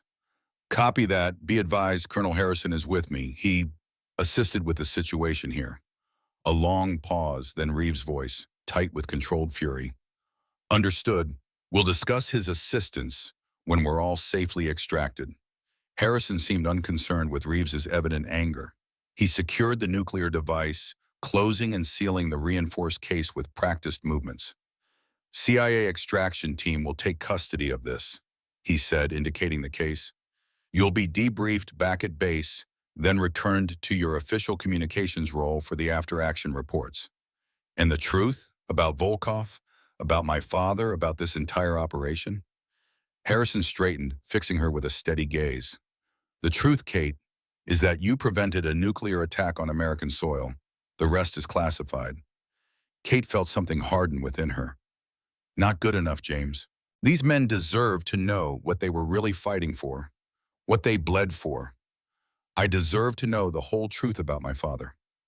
Some truths serve no purpose except to divide us, to weaken resolve. Harrison's voice softened slightly. Your father was a good man who made a choice he believed in. I've spent 25 years ensuring his sacrifice wasn't wasted. That's the truth that matters. The distant sound of approaching helicopters filled the momentary silence between them. American extraction forces coming to end this chapter of a decades-long shadow war. Kate holstered her weapon. Decision made. When we get back, I want all the files. Everything about my father, about Volkov, about this operation. No more half-truths, no more manipulation. Harrison studied her for a long moment, then nodded once. You've earned that much. As the first extraction helicopter appeared over the ridge, Kate turned her attention to the valley below, where Reeves and his men had fought through the night, pawns in a game whose true nature they'd never suspected. They've earned it too, she said. The truth, the whole truth, about what happened here. Harrison said nothing, his weathered face revealing nothing of his thoughts. But in his silence, Kate sensed something she'd rarely detected from him before. Respect. The game had changed. Whatever came next, she would no longer be a piece moved on someone else's board. From now on, Kate Morgan would make her own choices, forge her own path, a path that honored her father's legacy while acknowledging the harsh realities Harrison had forced her to confront. The helicopter descended toward them, kicking up dust and stone as it prepared to land. Kate shielded her eyes, squinting against the maelstrom. Through the swirling debris, the first rays of true dawn broke over the eastern mountains, illuminating the valley below where 24 men had fought through darkness, not knowing why, but trusting they were part of something necessary. Sometimes, Kate reflected, that was all any soldier could hope for, the belief that their sacrifice served a purpose greater than themselves. Whether Harrison's calculations had been right or wrong, the nuclear device was secure, Volkov was dead, and the immediate threat had ended. But the larger war, the shadow conflict that had claimed her father and countless others, continued. And now, for better or worse, she stood at its center, eyes finally open to its true nature. The helicopter touched down, and a new chapter began. Dawn broke over the Afghan mountains, painting jagged peaks in harsh gold light. For Kate Morgan, this particular dawn brought revelations more painful than the night that preceded it. The extraction helicopter thundered across the valley, its rotors slicing through thin mountain air. Kate sat across from Harrison, the secured nuclear device strapped between them like a silent accusation. Through the open door, she watched the ravaged battlefield below, the compound where 24 SEAL operators had fought through the night, believing they were on a rescue mission that had never existed. Her gaze shifted to Harrison, studying the weathered face of the man who had mentored her for 25 years.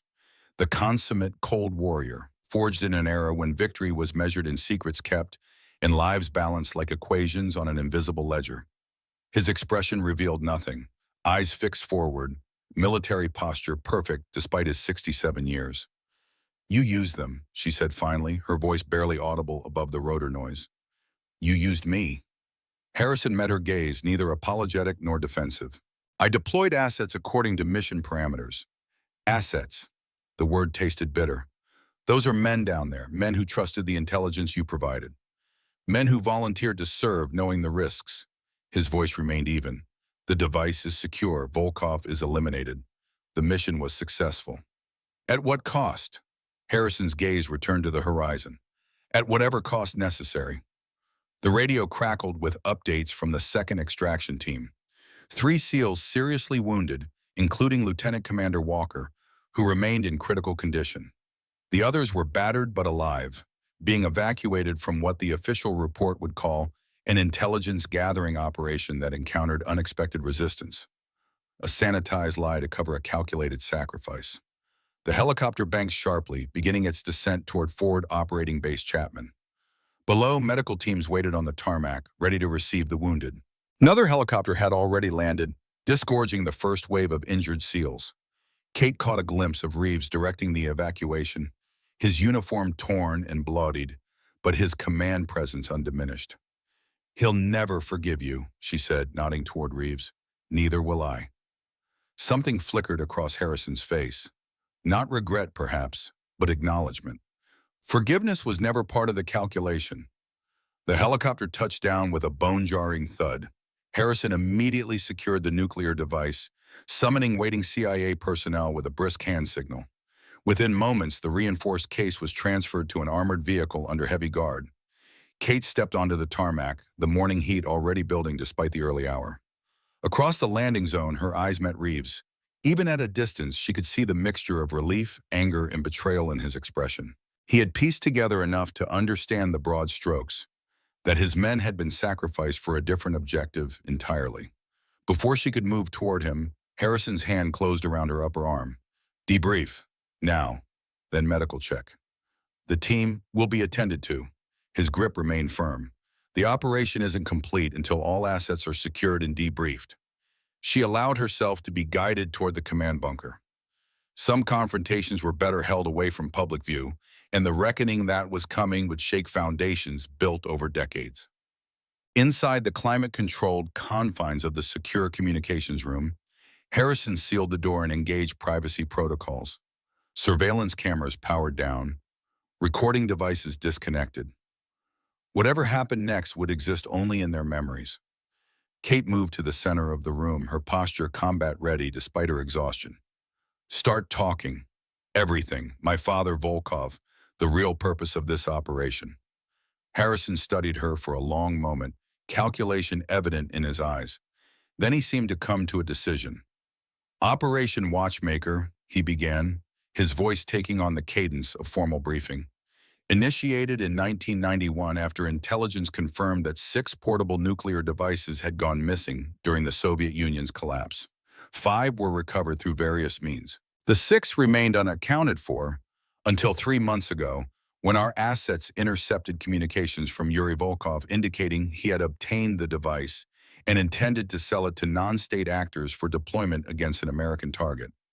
"And my father's connection?" Harrison moved to a secure terminal, entering a series of clearance codes. "Operation Kingbreaker, Somalia, 1993.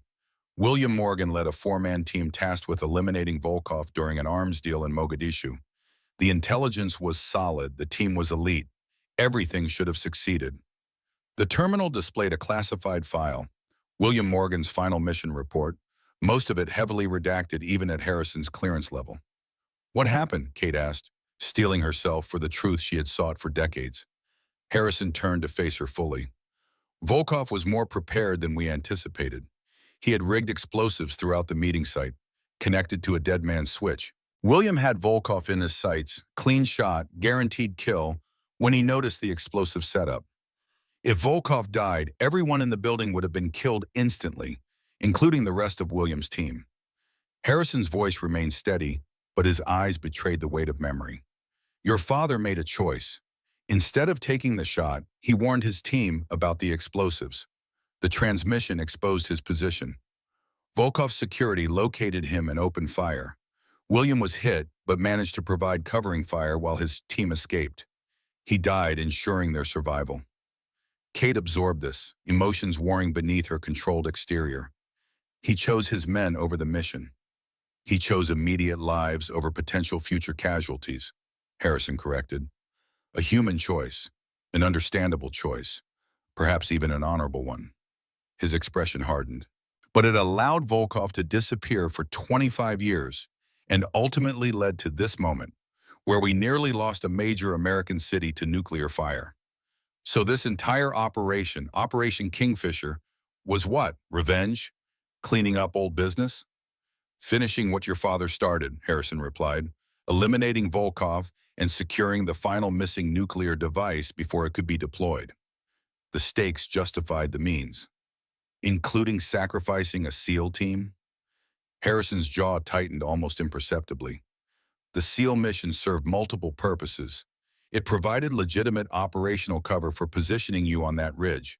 It distracted Volkov's forces, dividing their attention and security, and it presented a believable scenario for why American forces would be in that region if questions were asked afterward. Expendable assets, Kate said coldly. Necessary components, Harrison countered. War isn't clean, Kate. Victory goes to those willing to make the hard calculations, to accept necessary sacrifices for greater outcomes. Like you did in Panama? The question was a blade aimed directly at Harrison's most vulnerable point. When you sacrificed your own son? For the first time, Harrison's composure cracked slightly. He turned away, his shoulders rigid with tension. When he spoke again, his voice carried an undertone she'd rarely heard from him, something close to pain. Michael knew the risks. Every operator does. The intelligence we recovered in Panama saved American lives. Hundreds, perhaps thousands. That doesn't make his loss easier to bear. It simply makes it meaningful. Kate moved closer, forcing him to meet her gaze. And if I had died on that ridge, would my sacrifice have been equally meaningful? You were never meant to engage directly, Harrison said. Your position was secure, your role limited to observation and intelligence gathering. I was monitoring the situation from the adjacent ridge the entire time. You were watching me? The realization crystallized with sudden clarity. The entire operation. Protecting the asset I'd spent 25 years developing. No apology in his tone, only pragmatism. When Volkov appeared on that plateau with the device, when circumstances forced your hand, I intervened. To complete the mission my father couldn't. Harrison nodded once. To ensure William's sacrifice wasn't in vain. Before Kate could respond, the bunker door burst open. Captain Reeves stood in the threshold, his face a mask of controlled fury, flanked by two senior SEAL operators. Blood stained his uniform, dust and gunpowder etched into the lines of his weathered face. Colonel Harrison, he said, his voice dangerously calm, you and I need to have a conversation about what just happened to my men. Harrison straightened, military-bearing automatic despite the tension. This is a classified debriefing, Captain. Your presence is not authorized. 3 of my men are fighting for their lives in medical right now, Reeves replied, stepping fully into the room. Walker might not make it, and we just spent 8 hours in hell because of intelligence you knowingly falsified. So we're going to have this conversation. Authorization be damned. The 2 men faced each other, decades of military discipline warring with raw emotion. Kate moved slightly, positioning herself where she could intervene if necessary. Your team performed admirably under difficult circumstances, Harrison said finally. The full parameters of the operation were compartmentalized for operational security. That's standard procedure for sensitive missions. Bullshit. Reeves's control slipped momentarily. You sent us in as bait. You knew the intelligence was wrong. You knew we were walking into a trap. Harrison's expression revealed nothing. The mission objectives were achieved, the primary target was eliminated, and a significant threat to national security was neutralized. What primary target? Reeves demanded. Alexander Volkov didn't exist. The nuclear scientist we were supposedly rescuing was never there. Yuri Volkov, Kate interjected, drawing both men's attention. Former KGB officer specializing in nuclear intelligence. He had obtained a portable Soviet-era nuclear device and was preparing to transfer it to terrorists for deployment in Manhattan. Reeves's eyes widened slightly as the understanding dawned. And this mission was really about stopping him. We were just a distraction. Your team provided essential tactical support, Harrison said, his tone professionally neutral. The full operational details were beyond your need to know. Beyond my need, Reeves stepped forward, restraint visibly cracking. Men died because of what you withheld. Men die in war, Captain.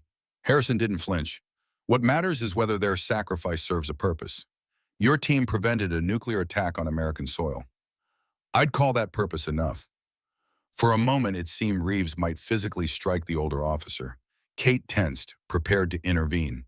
Then, with visible effort, Reeves mastered himself. You'll answer for this, he said quietly. Whatever game you have been playing, whatever shadow war you are fighting, it ends here. I'm filing a full report with Naval Special Warfare Command detailing every aspect of this operation. Your report will be classified above your pay grade before it reaches anyone who matters, Harrison replied. This operation has authorization from levels you can't imagine, but file it if it makes you feel better. Reeves turned to Kate, his expression shifting from anger to something more complex. And you, Morgan? Where do you stand in all this? Kate felt the weight of the question, the same one Harrison had manipulated her with for 25 years. This time, however, the choice was truly hers. I stand with the truth, she said finally. Whatever that costs, wherever it leads. Something like respect flickered in Reeves' eyes. He nodded once, then turned back to Harrison. This isn't over, Colonel. It never is, Captain. Harrison's voice carried the weariness of decades of such confrontations. That's the nature of the war we've been fighting since before you were born. It doesn't end with victory parades or surrender ceremonies. It just shifts, evolves, continues. Reeves held his gaze for a long moment, then turned and left without another word, his men following. When the door closed, Harrison sighed deeply, the first genuine display of fatigue Kate had witnessed from him. He'll cause problems, he said more to himself than to her. Good. Kate's voice was firm. Problems are what happen when the truth starts breaking through. Harrison looked at her, something like regret crossing his features. I never wanted to put you in this position, Kate, but there was no one else I could trust with something this critical. No one else with your skills, your background, your motivation. My vendetta, you mean, the daughter avenging her father. Your commitment to completing what he started, Harrison corrected. William would be proud of what you accomplished today. Would he? Kate wasn't certain anymore. Or would he be horrified at the column? Before Harrison could answer, his secure phone buzzed. He checked the display, his expression shifting instantly back to professional neutrality. The device is secure. CIA transport is preparing for immediate return to Langley. We leave in 30 minutes. And the SEAL team, the wounded, will receive the best medical care available and full honors for their service. He moved toward his door. This operation will be recorded as a successful intelligence gathering mission that encountered unexpected resistance. All details regarding Volkov and the nuclear device will remain classified at the highest level. More lies, Kate said tiredly. Operational security, Harrison countered. The world isn't ready to know how close we came to catastrophe, or how many other Volkovs are still out there, planning similar attacks. He paused at the door, studying her with an expression she couldn't fully interpret. Take some time to process everything. Then meet me at the transport. We have debriefings at Langley, then you'll be returned to your official duty station. After he left, Kate remained motionless in the center of the room, the events of the past 24 hours washing over her in waves. Her father's true fate, Harrison's decades-long manipulation, the SEAL team's unwitting sacrifice, the nuclear threat they'd narrowly averted. And her own role in all of it, the weapon Harrison had spent 25 years crafting, aimed at a target chosen long before she understood the game being played. She had 30 minutes to decide what happened next. The medical bay hummed with subdued urgency, doctors and nurses moving efficiently between beds where injured SEALs received treatment. Kate slipped inside, nodding to the guards who recognized her from the mission briefings. Her eyes found Reeves seated beside Walker's bed. The lieutenant commander lay unconscious, his chest heavily bandaged, tubes and wires connecting him to multiple machines monitoring his vital signs. Reeves sensed her presence without looking up. Collapsed lung, damaged heart valve. They're prepping him for evacuation to Germany. "I'm sorry," Kate said, the words feeling inadequate. "Are you?" Reeves finally turned to face her. "You knew, didn't you? Before the mission. You knew it wasn't what Harrison briefed us on." "I knew something wasn't right," she admitted. "Harrison had been preparing me for something different than the official mission parameters. But I didn't know the full truth until I saw Volkov on that plateau." "In the Eastern Ridge, your position there?" Harrison planted the idea indirectly. He wanted me in that specific location with a specific skill set for when things went wrong. Reeves absorbed this, anger warring with the understanding in his expression. "You saved lives last night. Without your overwatch, we'd all be dead. But you were also part of Harrison's deception." "An unwitting part," Kate said firmly. "I never agreed to sacrifice your team. But you followed his plan anyway." "I followed my instincts," she corrected, "which led me to that ridge, then to Volkov, then to the nuclear device. Whatever Harrison intended, what actually happened was my choice." Reeves studied her, his experienced eyes seeing beyond her controlled exterior to the conflict beneath. "And now, what choice are you making now, Morgan?" Kate glanced at her watch. 20 minutes until the CIA transport departed. 20 minutes to decide where her loyalties truly lay. "Harrison expects me to return to Langley with him," she said quietly. "To maintain the official narrative, classify the truth, continue the game. And will you?" The question hung between them, laden with implications. Kate looked around the room at the injured SEALs, men who had fought through the night believing in a mission that had never existed, men who deserved better than to have their sacrifice buried in redacted files and classified lies. "My father died warning his team about a threat," she said finally. "He chose their lives over completing his mission. Harrison always saw that as weakness, as failure. But I'm beginning to think it was the opposite. It was strength, the courage to prioritize people over objectives, truth over convenience." "Harrison won't see it that way." "No," Kate agreed, "he won't."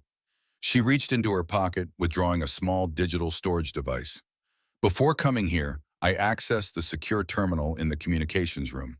Downloaded everything, the original files on my father's mission, Harrison's real operational plans for Kingfisher, communications logs, everything I could find about Volkov and the missing nuclear device." Reeves' eyes widened slightly. "That's treason, Morgan. Is it? Or is concealing the truth about an operation that nearly cost 24 Americans their lives the greater betrayal?" She placed the device on the table between them. "The full story is there. What you do with it is your call." "What I do with it?" Reeves looked genuinely surprised. "This is your play, not mine." "I'm making my choice," Kate said simply. "Now you make yours. Do these men deserve to know what they really fought for? Does Walker deserve to know why he's lying here with his chest torn open? Or do we maintain the convenient fiction Harrison has prepared?" Reeves stared at the small device, the weight of its contents evident in his expression. "Harrison will bury us both if this gets out." "Probably," Kate agreed. "The question is whether that matters more than the truth." Before Reeves could respond, the medical bay doors opened. Harrison entered, flanked by 2 CIA security personnel. His eyes immediately locked on Kate, then shifted to the storage device on the table between her and Reeves. "Kate," his voice carried warning, "the transport is preparing for departure. We need to move now." She turned to face him fully, her decision made. "I'm not coming, James." Harrison's expression didn't change, but something in his eyes hardened. This isn't optional. The debriefing protocol. I know the protocol, Kate interrupted. I also know what really happened here. What you orchestrated, what you sacrificed. What I accomplished, Harrison corrected sharply. What we accomplished. Don't throw away 25 years of purpose over misplaced sentiment. It's not sentiment, it's principle. Kate nodded toward the wounded SEALs. These men deserve the truth. My father deserved better than to have his sacrifice rewritten as failure. And I deserve to make my own choices, not play the role you designed for me. Harrison's gaze flicked briefly to Reeves, then back to her. You're being manipulated, Kate. Captain Reeves has his own agenda. Always has. His judgment regarding me has been compromised since Panama. This isn't about Reeves, Kate replied. This is about me deciding who I am and what I stand for. She took a deliberate step back from him. I'm done being your weapon, James. Find someone else to aim at the next Volkov. For a moment, genuine emotion broke through Harrison's controlled exterior, a mixture of anger, disappointment, and perhaps something close to grief. Then the mask returned, his expression becoming the impassive face of command she had known all her life. Security, he said calmly. Escort Ms. Morgan to the transport. She is to be considered a high-value intelligence asset requiring protective custody. The CIA personnel moved forward, hands shifting toward their sidearms. Kate tensed, preparing for resistance. Stand down! Reeves's voice cracked like a whip, stopping the CIA men in their tracks. Behind him, every conscious SEAL in the medical bay had come to alertness, their collective focus a palpable force. This is a naval special warfare facility. You have no authority to remove anyone against their will. Harrison's eyes narrowed. This is a national security matter, Captain. It supersedes military jurisdiction. Then get the proper paperwork, Reeves replied evenly. Until then, Morgan remains under SEAL protection as a mission-critical intelligence asset involved in an ongoing naval special warfare operation. The standoff stretched for several tense seconds, neither man willing to back down. Finally, Harrison spoke directly to Kate, his voice low and intense. You're making a mistake you don't understand. There are larger considerations at play than your personal feelings or these men's injuries. The work we do, the work I've prepared you for, protects millions. At what cost? Kate asked quietly. How many sacrifices, how many voices, before the protection becomes worse than the threat? That's not your judgment to make. It is now. Kate stood her ground, unwavering. You've spent my entire life shaping me into your ideal weapon, James. You forgot to consider what would happen when that weapon developed a conscience. Something shifted in Harrison's expression, a recognition, perhaps, that this battle was already lost. He straightened, military bearing impeccable as always. The transport leaves in 15 minutes, he said with cold formality. If you reconsider, be on it. Otherwise, consider yourself relieved of all duties connected to Operation Kingfisher and subject to full security protocols regarding classified information. Without waiting for her response, he turned and left, his CIA security detail following closely. When the doors closed behind him, Kate released a breath she hadn't realized she was holding. Reeves moved to stand beside her, his presence oddly reassuring despite their complicated history. He won't give up that easily, he said quietly. Harrison plays the long game better than anyone I've ever known. I'm counting on it, Kate replied. But for now, we've bought some time. She nodded toward the storage device still sitting on the table. That information needs to reach the right people, people who can ensure accountability without compromising national security. I know someone, Reeves said. Navy JAG with security clearance and a direct line to the Chief of Naval Operations. He helped clean up the aftermath of Panama, knows Harrison's methods. Can he be trusted? Reeves considered this carefully. He believes in the system, but not in sacrificing people to preserve it. That's as good as it gets at this level. Kate nodded once, decision made. Then we moved forward.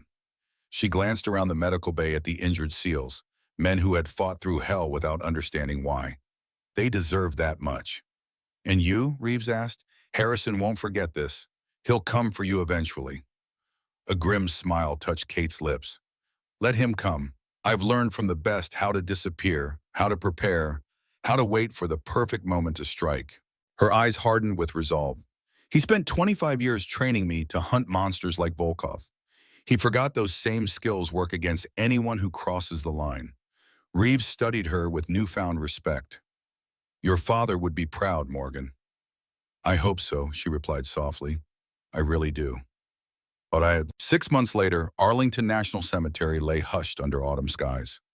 The late afternoon sun casting long shadows across endless rows of white headstones. Kate stood alone before a newly updated marker. William Morgan, Chief Petty Officer, U.S. Navy, Cross Operation Kingbreaker. He never left anyone behind. The Navy review had been comprehensive but discreet. Harrison's influence still reached far enough to ensure that the most sensitive aspects of Operation Kingfisher remained classified. But the truth about William Morgan's final mission had been restored. His sacrifice recognized not as failure, but as the highest expression of the SEAL ethos. He would be proud, said a familiar voice behind her. Kate turned to find Reeves approaching, his uniform crisp despite the autumn wind. The past months had aged him somewhat, the review process and recovery of his team taking their toll. But his bearing remained undiminished, his integrity intact. The hearing concluded, she asked, though she already knew the answer from her sources. As well as could be expected. Reeves stopped beside her, gazing at William Morgan's grave. Harrison has been reassigned to advisory capacity, diplomatic way of saying forced retirement. His replacement at the Operations Division has implemented new oversight protocols for joint operations. And the team? Walker's back on limited duty. The others have recovered. We've been cleared for redeployment next month. He glanced at her. And you? What comes next for Kate Morgan? She considered the question, the future that had seemed so predetermined, now suddenly open with possibility. Naval Intelligence offered me a position, training and operational support for SEAL teams, focusing on improved communications protocols and intelligence verification. Creating a position specifically to prevent another Kingfisher, Reeves observed. That's the idea. Kate looked back at her father's grave. No more sacrificial plays disguised as legitimate operations. No more treating operators as expendable assets. Reeves nodded, understanding the weight behind her words. Harrison won't stay sidelined forever. Men like him never truly retire. They just shift to different battlefields. I'm counting on it. Kate's expression hardened momentarily. The game isn't over, it's just changed players. They stood in companionable silence for several moments, the autumn wind rustling through the fallen leaves around them. There's a position opening in my team, Reeves said finally. Gout sniper with communications cross-training, if you're interested. Kate looked at him with genuine surprise. After everything that happened, you'd want me on your team? I saw what you did on that ridge, Reeves replied simply. 31 confirmed kills under impossible conditions. More importantly, I saw someone who wouldn't leave her team behind, even when ordered to. He nodded toward William Morgan's grave. The apple didn't fall far from the tree. The offer was unexpected, but not unwelcome. Kate had spent her entire adult life preparing for a mission Harrison had designed. Now she had the opportunity to choose her own path, to honor her father's legacy in her own way. I'd need to maintain some independence, she said carefully. There are still threads from Kingfisher that need to be followed. Volkov wasn't working alone. Understood, Reeves extended his hand. Welcome to the team, Morgan. She took his hand, the handshake sealing more than just a professional arrangement. It represented a new beginning, a choice made freely rather than manipulated into place. As they turned to leave, Kate caught a glimpse of a solitary figure watching from a distant hilltop. Too far to identify clearly, but something in the posture, the stillness, suggested Harrison. Monitoring, assessing, perhaps planning his next move in the shadow game that had defined his entire career. Let him watch, she thought. Let him wonder what she would do next, how she would use the skills he had so carefully cultivated. The student had surpassed the teacher. The weapon had developed a mind of its own. 3 months later, Kate found herself in a secure facility in Northern Virginia, overseeing a specialized training program for Joint Special Operations Forces.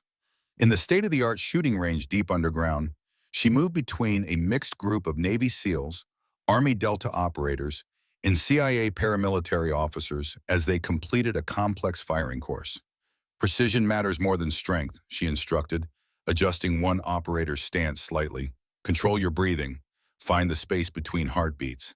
That's when you squeeze, not pull, squeeze the trigger. Her father's words, now hers to pass on.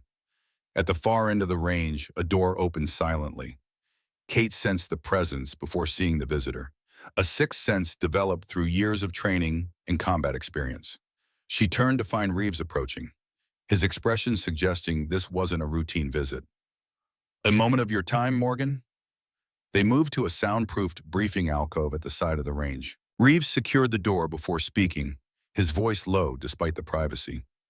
We've picked up chatter about a former Soviet nuclear scientist operating out of Kazakhstan, selling expertise to the highest bidder.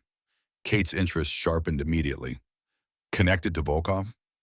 Possibly, but there's more. Reeves handed her a secure tablet displaying surveillance photos.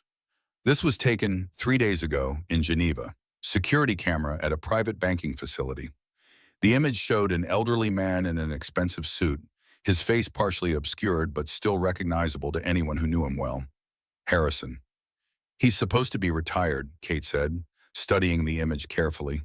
Advisory capacity only, no field operations. Officially, yes.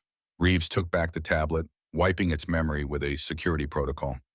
Unofficially, he's meeting with people connected to Kazakhstan, Russian ex-intelligence, private military contractors. All off the books, all highly suspicious. He's continuing the game. That's our assessment. The question is, what's his objective? And where does this mysterious nuclear scientist fit in? Kate felt a cold certainty settle in her gut.